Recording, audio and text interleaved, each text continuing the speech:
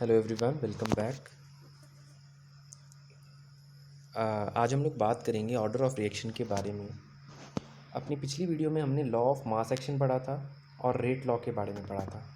ठीक है, let us suppose ये कोई जनरल रिएक्शन है, ए प्लस बी प्लस सी गिव्स अस प्रोडक्ट। यहाँ पे कैपिटल ए, कैपिटल बी और कैपिटल सी रिएक्टेंट्स हैं। स्मॉल ए, स्मॉल बी, स्मॉल सी ये आपके स्टोइकियोमेट्रिक कोफिशिएंट्स हैं। ये वो नंबर्स हैं जिनको आपने लगाया रिएक्शन को बैलेंस करने के लिए।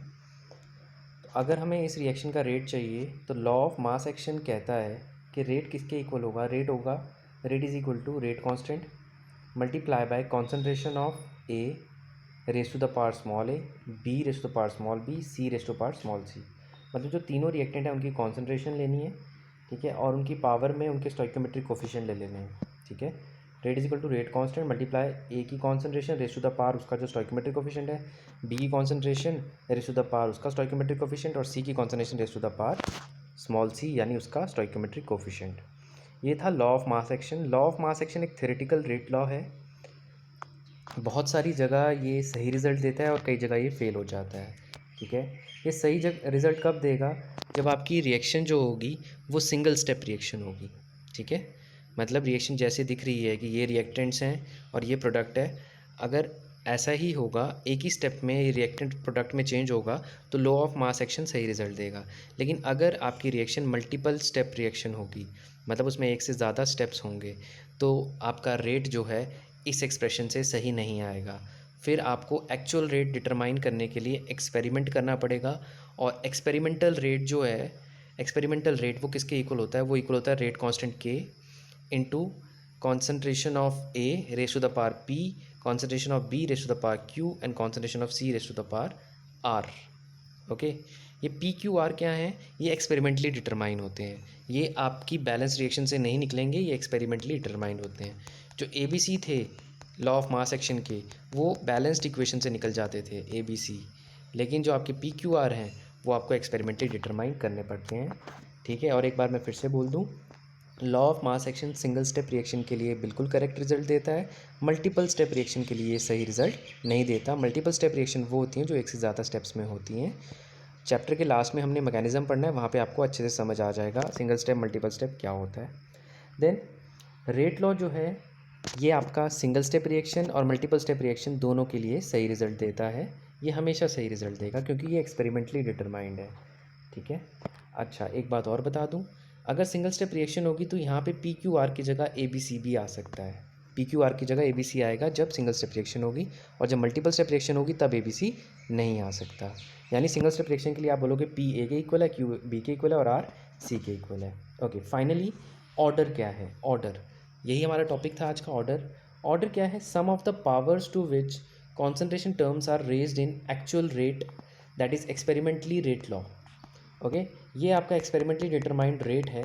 ये जो लास्ट एक्सप्रेशन हमने किया है, इसमें जो कॉन्सेंट्रेशन टर्म्स की पावर है उनका सम जो होता है आपका ऑर्डर होता है। यानी P plus Q plus R ये आपका ऑर्डर है। ऑर्डर कैसे निकलेगा? जो आपका एक्सपेरिमेंटल रेट लॉ है वहाँ जो कॉन्सेंट्रेशन टर्म्स हैं ए बी सी, उनकी जो पावर्स हैं उनका सम कर दो, आपका ऑर्डर आ जाता है। तो बहुत सिंपल सी बात है, ऑर्डर कोई ज़्यादा मुश्किल नहीं है, बहुत सिंपल सा है। ओके, अब ऑर्डर के भी मतलब ऑर्डर के बेस पे रिएक्शन डिफरेंट टाइप्स की हैं।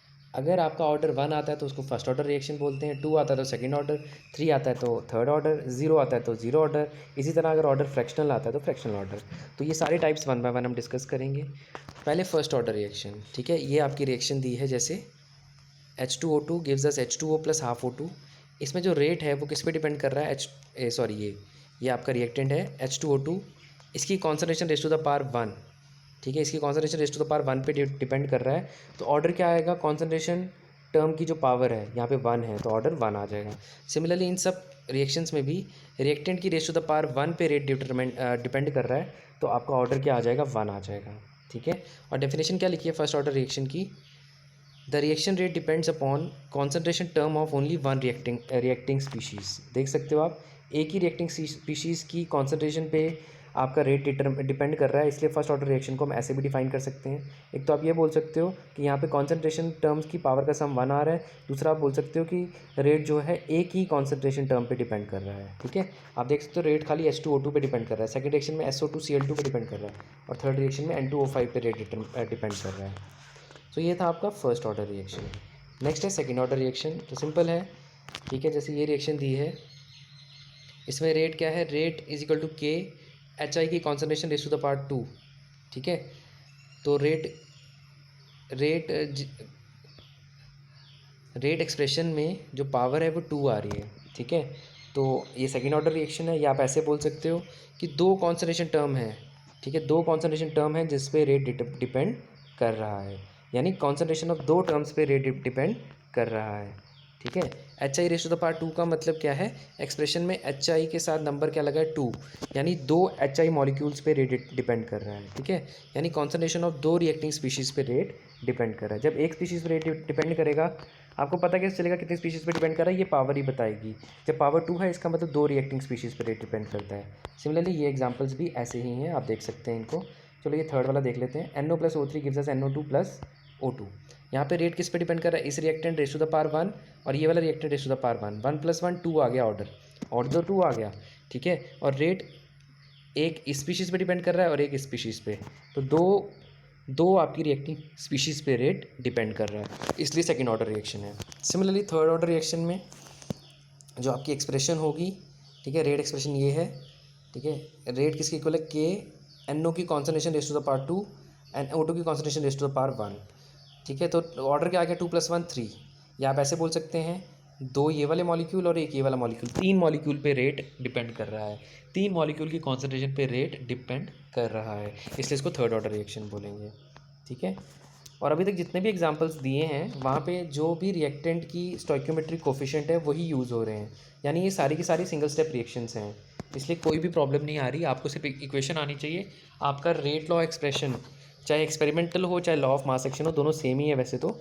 आप इक्वेशन से ही रेट लॉ एक्सप्रेशन बता सकते हैं, मतलब law of mass action he rate law expression बन जाएगा।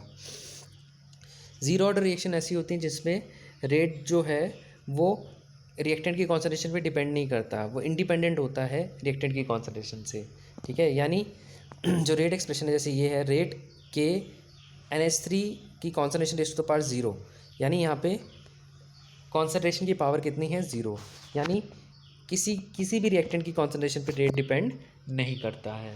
जैसे ये एक्सप्रेशन है 2NH3 गिव्स अस N2+3 ठीक है, तो रेट आ रहा है के NH3 rays to the power 0, मतलब रिएक्टेंट पे डिपेंड नहीं कर रहा। Anything raise to the power 0 1 होता है, मतलब रिएक्टेंट पे रेट डिपेंड नहीं कर रहा है। ठीक है, आप बोल सकते हो सम ऑफ पावर 0 आ रहा है, या आप ये भी बोल सकते हो कि रेट रिएक्टेंट पे डिपेंड नहीं कर रहा, क्योंकि रिएक्टेंट की पावर कितनी है, 0। रिएक्टेंट की पावर जब 1 होती है तो 1 मॉलिक्यूल पे डिपेंड करता है, 2 हो तो 2 मॉलिक्यूल पे, अब 0 है तो 0 मॉलिक्यूल पे रेट डिपेंड कर रहा है। जीरो ऑर्डर रिएक्शन कब आती हैं, जब आप कैटलिस्ट यूज़ करते हो। यहाँ पे देखो प्लेटिनम कैटलिस्ट यूज़ हो रहा है, जब भी आप कैटलिस्ट यूज़ करोगे तो आपकी रिएक्शन जीरो ऑर्डर बन जाती है, ये याद रखना हमेशा। नेक्स्ट है फ्रैक्शनल ऑर्डर रिएक्शन, ये थोड़ी अलग है।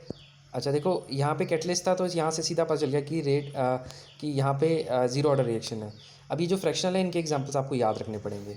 बाकी जितनी भी थी one order, first order, second order, third order, उनके जितने भी एग्जांपल थे वो डायरेक्ट आप बैलेंस्ड इक्वेशन से ही रेट एक्सप्रेशन बना लेते हो, वहीं से ऑर्डर बना लेते हो। जीरो ऑर्डर में कैटलिस्ट देखा तो आपने बता दिया कि रिएक्शन जीरो ऑर्डर है। अब ये फ्रैक्शनल ऑर्डर के एग्जाम्पल्स आपको याद रखने पड़ेंगे।